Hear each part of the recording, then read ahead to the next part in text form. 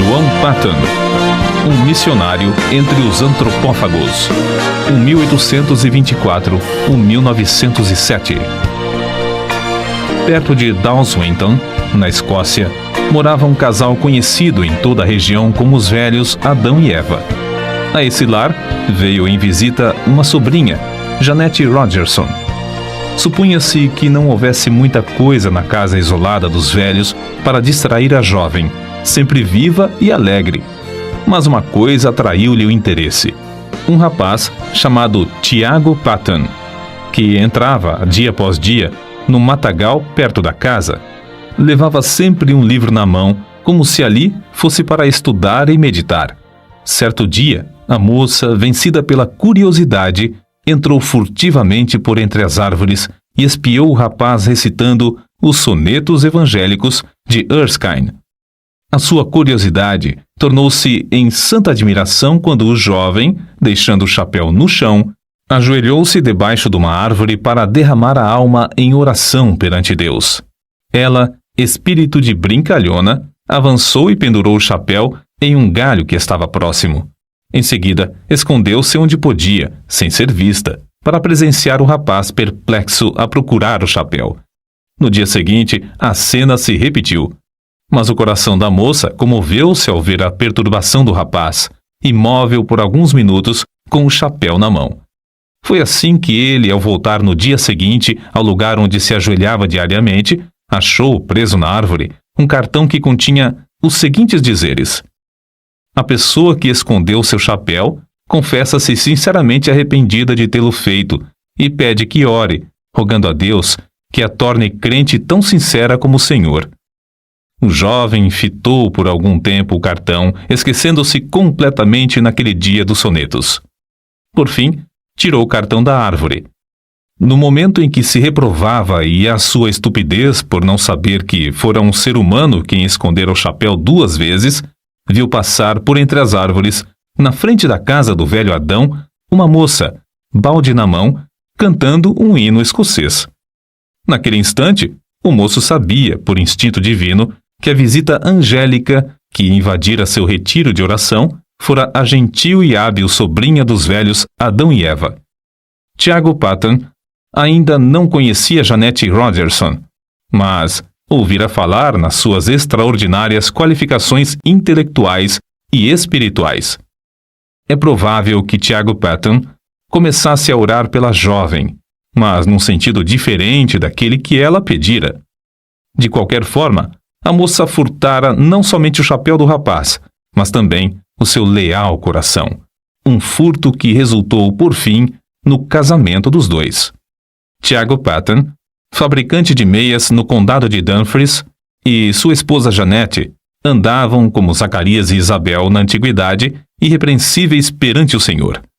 Ao nascer-lhes o primogênito, deram-lhe o nome de João, dedicando-o solenemente a Deus, com oração, para ser missionário aos povos que não tinham oportunidade de conhecer a Cristo. Entre a casa própria em que morava a família dos Patton e a parte que servia de fábrica havia um pequeno aposento. Acerca desse quarto, John Patton escreveu: era o santuário de nossa humilde casa. Várias vezes ao dia, geralmente depois das refeições, o nosso pai entrava nesse quarto e, fechada a porta, orava. Nós, seus filhos, compreendíamos, como se fosse por instinto espiritual, que se derramavam orações por nós, como fazia na antiguidade o sumo sacerdote, quando entrava no Santo dos Santos em favor do povo. De vez em quando, se ouvia o eco de uma voz em tons de quem suplica pela vida. Passávamos pela porta nas pontinhas dos pés, de modo a não perturbar a santa e íntima conversação. O mundo lá fora não sabia de onde vinha o gozo que brilhava no rosto de nosso pai, mas nós, seus filhos, o sabíamos. Era um reflexo da presença divina, que era sempre uma realidade para ele na vida cotidiana. Nunca espero, quer num templo, quer nas serras, quer nos vales, sentir Deus mais perto, mais visível, andando e conversando mais intimamente com os homens do que naquela humilde casa coberta de palha. Se por uma catástrofe indizível tudo quanto pertence à religião fosse apagado da memória, minha alma reverteria de novo ao tempo da minha mocidade. Ela fechar-se-ia naquele santuário, e ao ouvir novamente os ecos daquelas súplicas a Deus, lançaria para longe toda a dúvida com este grito vitorioso: meu pai andava com Deus, porque não posso eu também andar? Na autobiografia de João Paton, vê-se que as suas lutas diárias eram grandes, mas o que dizemos agora revela qual a força que operava para que ele sempre avançasse na obra de Deus.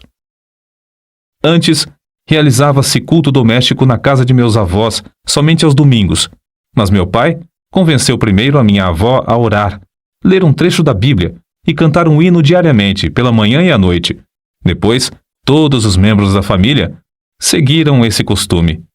Foi assim que meu pai começou, aos 17 anos de idade, o bendito costume de fazer cultos matutinos e vespertinos em casa. Costume que observou, talvez sem uma única exceção, até se achar no leito de morte com 77 anos de idade. No último dia da sua vida, uma passagem das Escrituras foi lida e ouviu-se sua voz na oração. Nenhum dos filhos se recorda de um só dia que não fosse assim santificado. Muitas vezes havia pressa em atender a um negócio. Inúmeras vezes chegavam os amigos. Mas nada impedia que nos ajoelhássemos em redor do altar familiar enquanto o sumo sacerdote dirigia as nossas orações a Deus e se oferecia a si mesmo e a seus filhos ao mesmo Senhor. A luz de tal exemplo era uma bênção, tanto para o próximo como para a nossa família. Muitos anos depois, contaram-me que a mais depravada mulher da vila, uma mulher da rua, declarou que a única coisa que evitou o seu suicídio foi que, numa noite escura, perto da janela da casa de meu pai, ouviu-o implorando no culto doméstico que Deus convertesse o ímpio do erro do seu caminho e o fizesse luzir como uma joia na coroa do Redentor.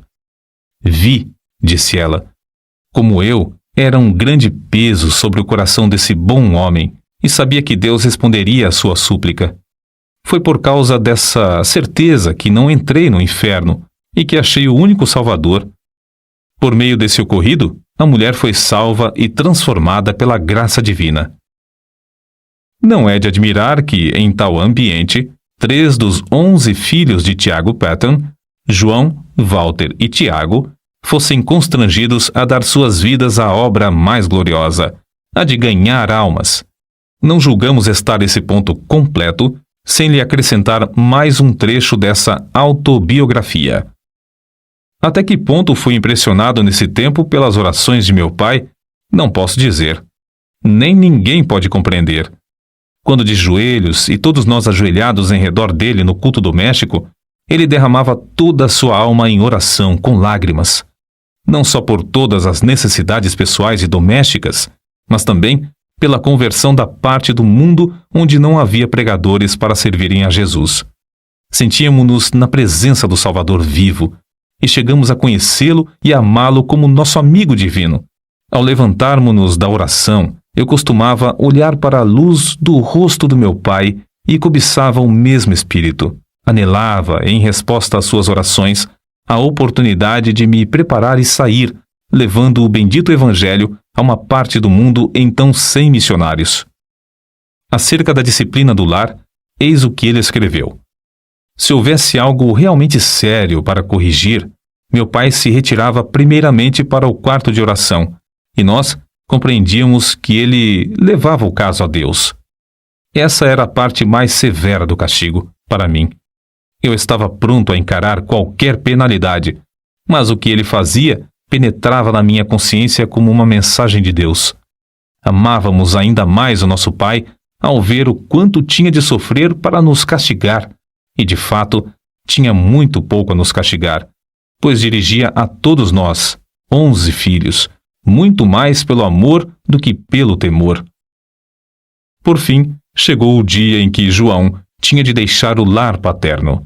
Sem o dinheiro para a passagem e com tudo o que possuía, inclusive uma Bíblia embrulhada num lenço, saiu a pé para trabalhar e estudar em Glasgow. O pai o acompanhou até uma distância de 9 quilômetros. No último quilômetro, antes de se separarem um do outro, os dois caminhavam sem poder falar uma só palavra, Mas o filho sabia, pelo movimento dos lábios do pai, que este orava em seu coração por ele. Chegando ao lugar combinado onde se separariam, o pai balbuciou: Deus te abençoe, meu filho. O Deus de teu pai te prospere e te guarde de todo mal. Depois de se abraçarem, o filho saiu correndo, enquanto o pai, em pé no meio da estrada, imóvel, com o chapéu na mão e lágrimas correndo pelas faces, continuava a orar em seu coração. Alguns anos depois, o filho testificou de que essa cena, gravada na sua alma, o estimulava como um fogo inextinguível a não desapontar o pai, no que esperava dele, seu filho, que seguisse o seu bendito exemplo de andar com Deus. Durante os 3 anos de estudos em Glasgow, apesar de trabalhar com as próprias mãos para se sustentar, John Paton, no gozo do Espírito Santo, fez uma grande obra na seara do Senhor. Contudo, soava-lhe constantemente aos ouvidos o clamor dos selvagens nas ilhas do Pacífico, e isso foi, antes de tudo, o assunto que ocupava as suas meditações e orações diárias. Havia outros para continuar a obra que fazia em Glasgow, mas quem desejava levar o evangelho a esses pobres bárbaros? Ao declarar sua resolução de trabalhar entre os canibais das Novas Hébridas, quase todos os membros da sua igreja se opuseram à sua saída. Um muito estimado irmão assim se exprimiu: entre os antropófagos, será comido por eles. A isso, John Paton respondeu: o irmão é muito mais velho que eu, breve será sepultado e comido por vermes. Declaro ao irmão que, se eu conseguir viver e morrer servindo ao Senhor Jesus e honrando o seu nome, não me importarei ser comido por antropófagos ou por vermes. No grande dia da ressurreição, o meu corpo se levantará tão belo como o seu, na semelhança do Redentor ressuscitado. De fato, as Novas Hébridas haviam sido batizadas com sangue de mártires. Os 2 missionários, William e Harris, enviados para evangelizar essas ilhas, poucos anos antes desse tempo, foram mortos a cacetadas, e seus cadáveres cozidos e comidos. Os pobres selvagens não sabiam que assassinavam seus amigos mais fiéis. Assim, os crentes em todos os lugares, ao receberem as notícias do martírio dos 2, oraram com lágrimas por esses povos. E Deus ouviu as súplicas, chamando, entre outros, a John Paton. Mas a oposição à sua saída era tal que ele resolveu escrever a seus pais e, pela resposta, veio a saber que eles o haviam dedicado para tal serviço no dia do seu nascimento. Desde esse momento, John Paton não mais duvidou da vontade de Deus e assentou no seu coração gastar a vida servindo aos indígenas das ilhas do Pacífico. O nosso herói conta muitas coisas de interesse acerca da longa viagem à vela para as Novas Hébridas. Quase no fim da viagem, quebrou-se o mastro do navio. As águas os levavam lentamente para Tana, uma ilha de antropófagos onde a bagagem teria sido saqueada e todos a bordo cozidos. Contudo, Deus ouviu suas súplicas e os fizeram alcançar uma outra ilha. Alguns meses depois, foram à mesma ilha de Tana, onde conseguiram comprar o terreno dos silvícolas e edificar uma casa. Comove o coração ler que construíram a casa sobre os mesmos alicerces lançados pelo missionário Turner 15 anos antes, o qual teve de fugir da ilha para escapar de ser morto e comido pelos selvagens. Acerca da sua primeira impressão sobre o povo, Paton escreveu: fui levado ao maior desespero. Ao vê-los na sua nudez e miséria, senti tanto horror como compaixão. Eu tinha deixado a obra entre os amados irmãos em Glasgow, obra em que sentia muito gozo para dedicar-me a criaturas tão degeneradas. Perguntei-me a mim mesmo: é possível ensiná-las a distinguir entre o bem e o mal e levá-las a Cristo ou mesmo a civilizá-las? Mas tudo isso eram apenas sentimentos passageiros. Logo senti um desejo tão profundo de levá-los ao conhecimento e amor de Jesus como jamais sentira quando trabalhava em Glasgow. Antes de completar a casa em que o casal Paton iria morar, houve uma batalha entre 2 tribos. As mulheres e crianças fugiram para a praia, onde conversavam e riam ruidosamente, como se seus pais e irmãos estivessem ocupados em algum trabalho pacífico. Mas, enquanto os selvagens gritavam e se empenhavam em conflitos sangrentos, os missionários entregavam-se à oração por eles. Os cadáveres dos mortos foram levados pelos vencedores a uma fonte de água fervente, onde foram cozidos e comidos. À noite ainda se ouvia pranto e gritos prolongados nas vilas em redor. Os missionários foram informados de que um guerreiro, ferido na batalha, acabara de morrer em casa. A sua viúva foi estrangulada imediatamente, conforme o costume, para que o seu espírito acompanhasse o do marido e lhe continuasse a servir de escrava.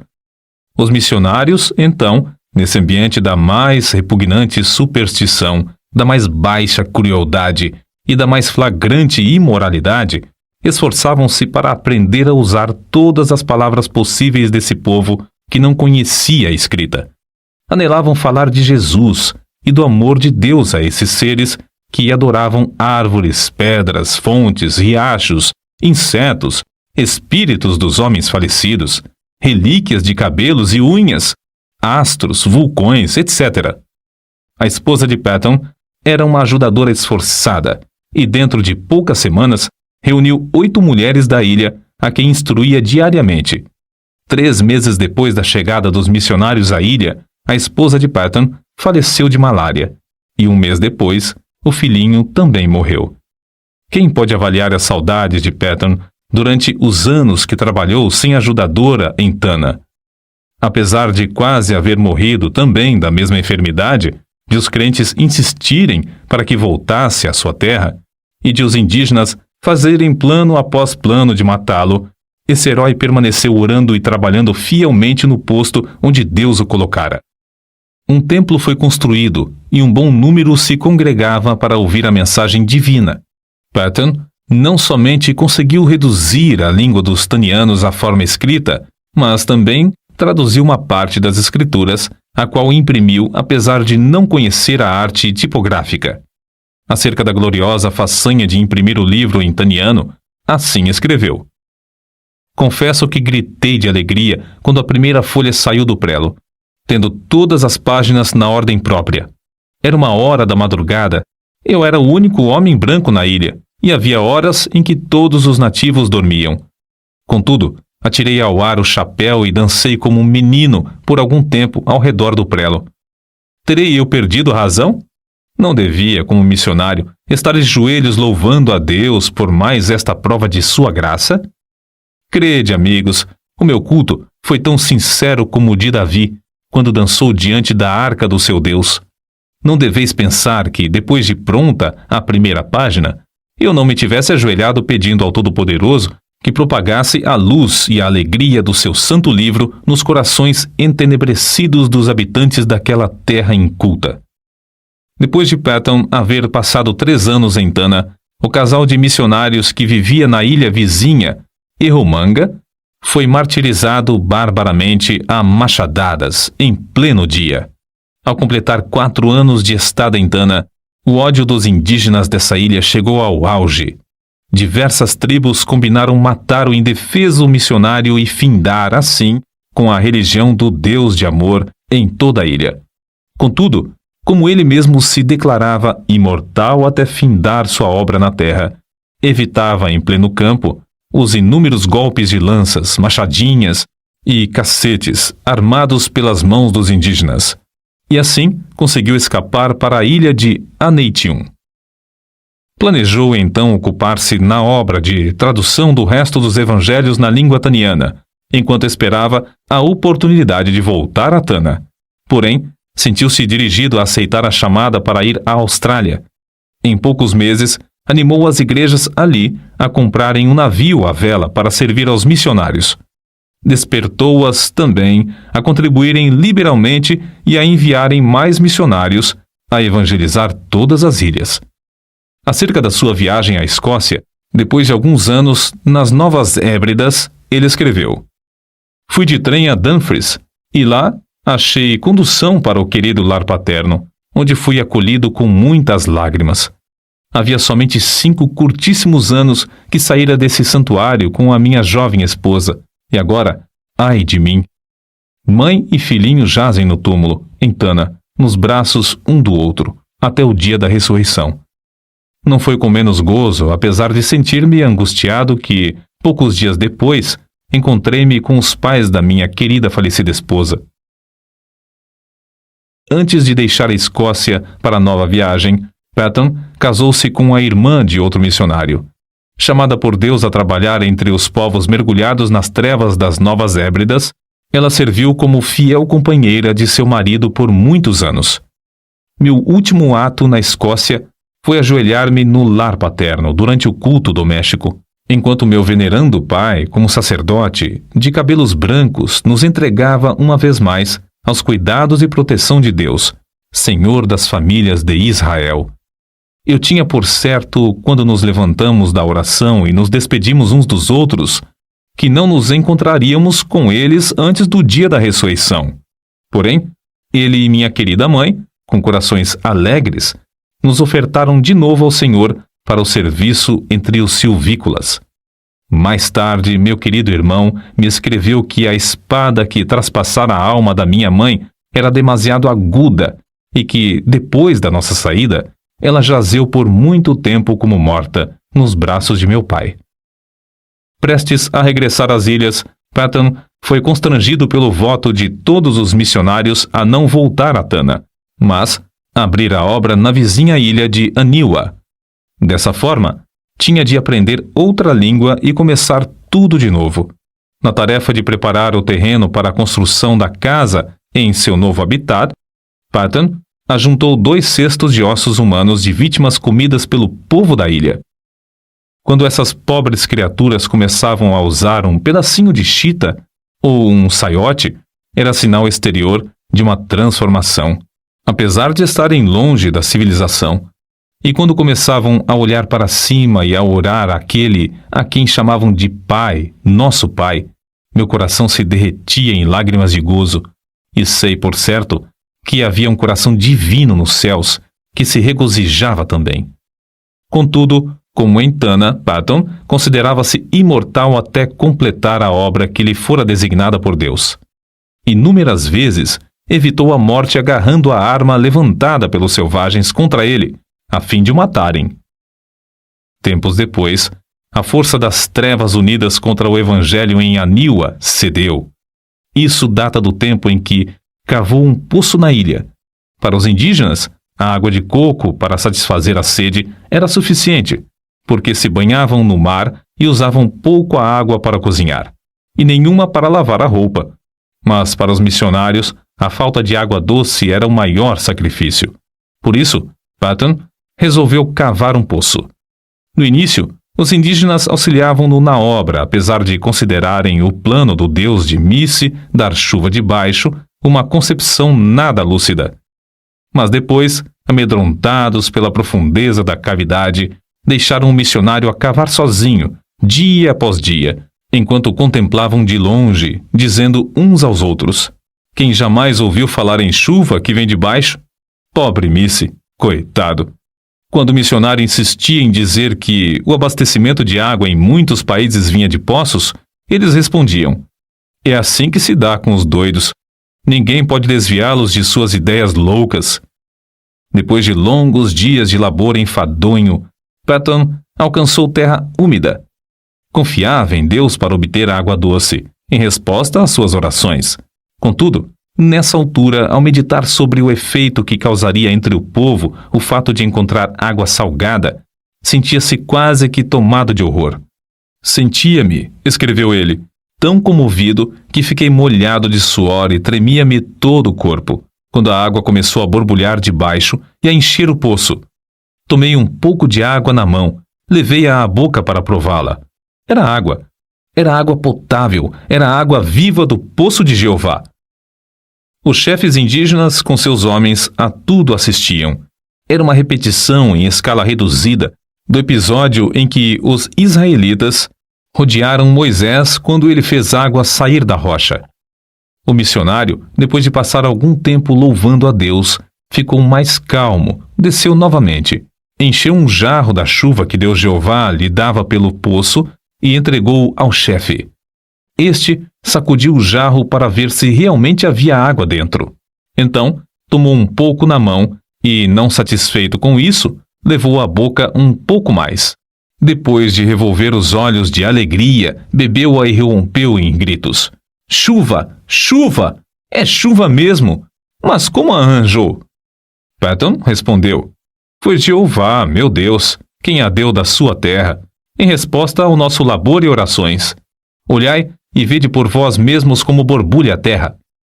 Não havia um homem entre eles que tivesse coragem de chegar perto da boca do poço.